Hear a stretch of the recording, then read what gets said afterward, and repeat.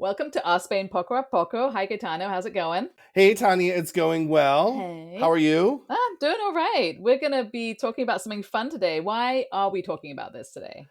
So I have friends, You not have a friend. I have friends? friends. I do. I Oh, do have good friends, for and you. they have children. They are What? other friends with children, and their two oldest boys, Evan and Daniel. I'm going to give them a little shout out. They did something insane, actually 2 summers in a row, and I didn't know much about it, so I had to look it up. And that is the Camino de Santiago. Mm-hmm. And when they tell me their boys were doing this and then they told me what it was all about, I was like, that's insane. So now we're going to tell We're going to everyone tell how everyone. insane that is. Yeah, and I had a friend that did it as well. So it's kind of one of those things that you're thinking, I should do that. Whether we ever will, I don't know. But my friend also did it with, I think, one of his children, and they loved it. So it's definitely worth doing. And I think it's something that we're going to give you a little bit of a history and a little bit of a how it works, and have at it if it's your kind of thing, I'd say. Right. I think so.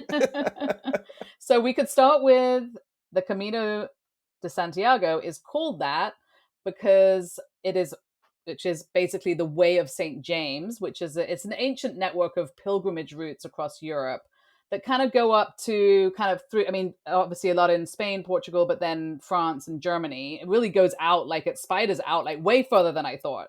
Right. It's like that adage, all roads lead to Rome. Mm-hmm. All roads lead to Santiago. Right. Which is like I think really cool. And St. James is the apostle St. James, which is supposedly where his tomb is, which is where everyone is heading to. And in Spanish, Santiago is a combination of saint, and Iago, which is a form of James. So James. So that's how you get to Santiago. Which, just learned that I now. did just So learn that that was now. I was this days old when I learned that. Right. So we can stop now. That's the end of our Poco a Poco. We've all Hope learned this was something. informative for you. Goodbye. Absolutely. So, according to the legend, St. James's body was taken to Galicia from Jerusalem. And then, well, after his beheading, so sorry to be a little morbid, Yes. but and then it was eventually buried in this forest, which is now where the cathedral is, which Mm-hmm. is, there was, back in the olden timey days, it was Right. not as populated. That We'll is say not a that. small distance. Can we just start there? So, really, really His, far, if that's the thing. yeah, I'm thinking that's very far. Very Yeah. far. And now the current cathedral was built over this ancient tomb. Mm-hmm. And for hundreds and hundreds of years, now people are making what is called a pilgrimage to the site, right? Yeah. I mean, the tomb was so. Let's say he was left there, and his tomb he was put in a tomb there, and then it was basically forgotten and overgrown and left, and nobody knew where it was basically. So with the invasions of the Christians in the 5th century and the Moors conquering that area in the 8th century, it just kind of I mean, that was it. It was forgotten. It Nobody became knew where it unknown, was. right? And then we have a 9th century Galician hermit, also known as possibly a shepherd, called Pelagius, Okay. who apparently discovered this tomb. I love the story. So Go how for did it. he? There was, as they say, there was lights and sounds and a star, right? Of That course, you led gotta have a them to. star. You got to have a star, and that led to the remains of the apostle. He found them in a shrouded wood. Would we call it a shrouded wood? Yep. And, Yeah, 800 years after his death. So that's no small little feat to find this accidentally. And then, so Pelagius then reported what he found to a bishop named Theodemer. Theodemir?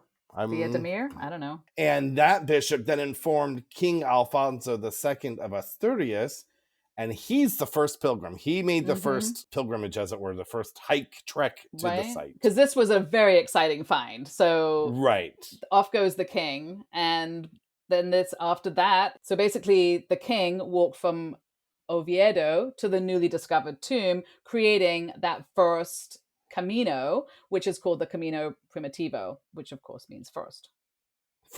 primitive, Primitive, original. exactly. Yeah. And that would be the one, if you want to walk the one that the king first walked, that's the one you want to do.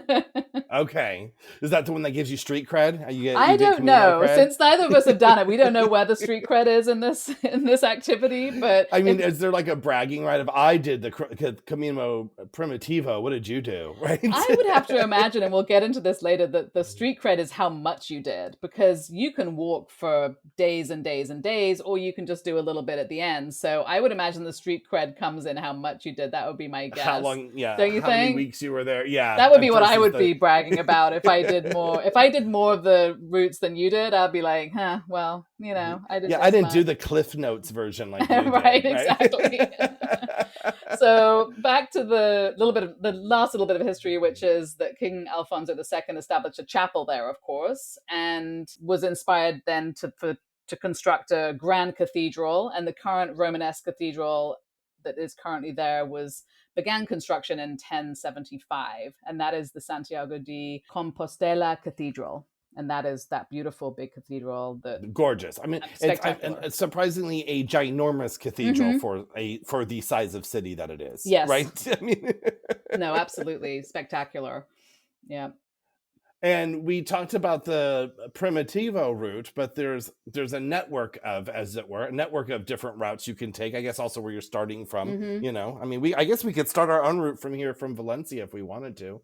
And that might be hard. I mean, they are like proper routes, I think, where I think so. Yeah. I don't know that we have that kind of power, but hey, go for it. Who am I to tell you not to do it? But some of the names are the Camino Frances, which obviously originates in France, the Camino Portuguese, the Camino del Norte, Via de la Plata, and the Camino, as we said, the Camino Primitivo. They also have a Camino Ingles, but I don't think that goes all the way up to England. I don't think, unless you're walking on water. No, I don't know. And the French one, obviously, that goes all the way to the French border. That stretches 500 miles. I mean, they are really very, very long. So I think that's and the Portuguese one that you said all the way to Portugal, the North one all the way north. So you really can go for miles and miles and miles. Miles and miles. I mean, your steps. You're gonna get your steps in if that's what if you're worried about your steps. Good place to do it. It's also recognized as a UNESCO World Heritage Site. Obviously, I guess, because it's so crazy popular, and that obviously gives it a lot of protection in various ways. I'm just going to add here on a side note, I'm noticing in a lot of our finds and things that we're researching about Spain, got a lot of UNESCO heritage things going on here. I'm just saying, shout out to Spain, giving them their props. We might just want to go to their website and see what it is and work our Pocos backwards from there. Cheat sheet. Sounds good.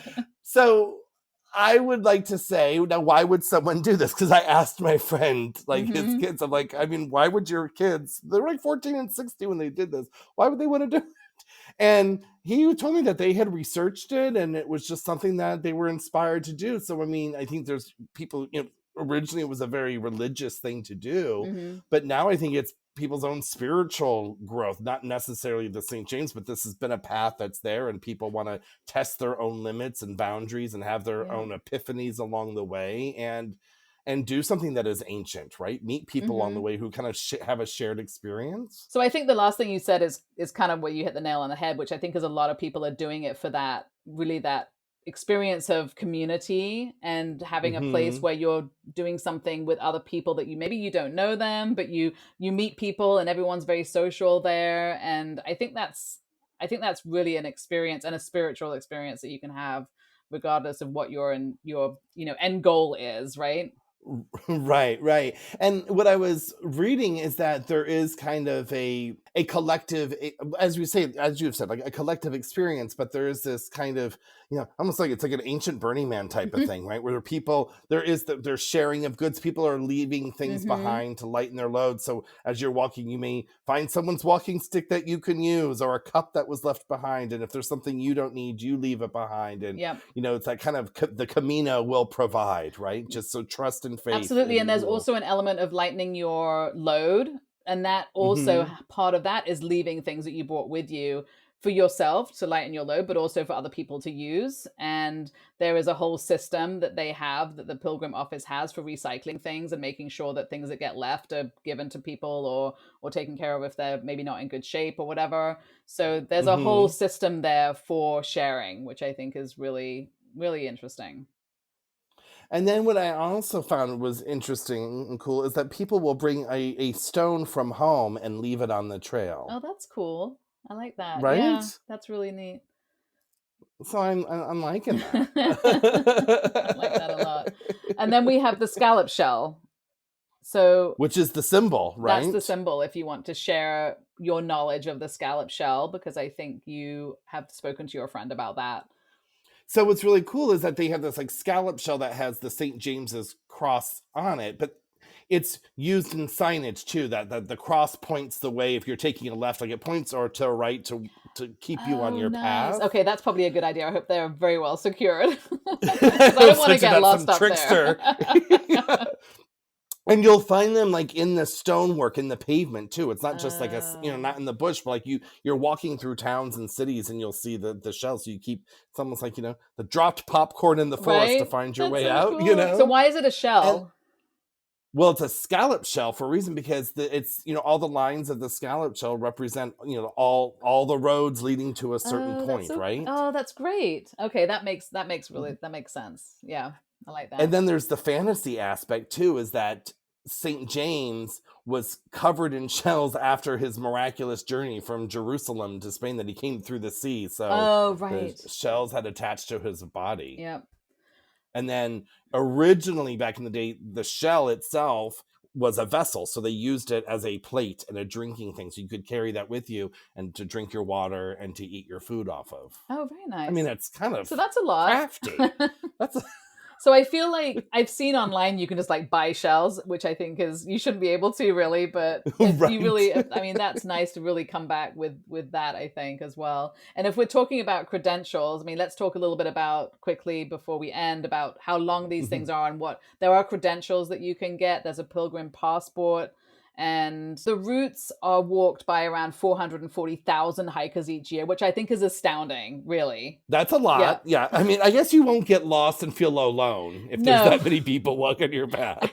I just, I'm sure at certain times of year it's very popular because of the weather in different parts of Hmm. these routes. But what you can do is, there is a medieval credential system that still exists where you can collect stamps to earn your Compostela certificate. So you can walk, you don't have to do this. You can walk the route and go have fun and do whatever you want. But if we were talking Right. earlier about, like, your Bragging bragging rights. rights, you you Yeah. probably want this certificate, I would imagine. You want to whip out the Mm-hmm. passport and the certificate after you've told the story to your friends. Otherwise, like, yeah, sure you did, Sure, Tanya. yes, So, there it is. and from what I have heard is that you can get these stamps because I haven't done it. Is that on the route, like you can get them from churches and the albergues, I don't know how you pronounce them, which is the special Albergues. hostels that are along the route, Mm-hmm. and restaurants, bars, places will have it, and you can go there to prove that you've done it. But we can also talk about is for the cheaters.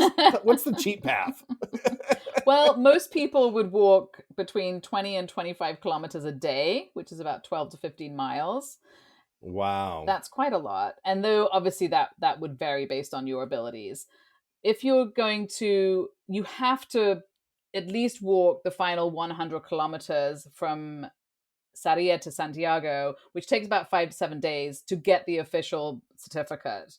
So Okay. that would be the, I think, and we might be off a little bit, but that would be the official part that you need to do at least in order to get the certificate, because you have to pass a lot of these places that you just mentioned to get your stamps. So if you're not walking enough of a distance, you're not Right. going to get enough stamps to get the You're not certificate. going to get enough stamps. Exactly. But if you've done more of a distance, your passport's going to have even more stamps. So then I'm sure there's people showing off their passports. Oh, you got 20 stamps. That's Oh, yeah, you true. really Yes. did it. Yeah, you really committed. You did it for 5 days. Yes, and I do want to also point out, we've been talking a lot about walking. You can do it on horseback. You can ride a bicycle.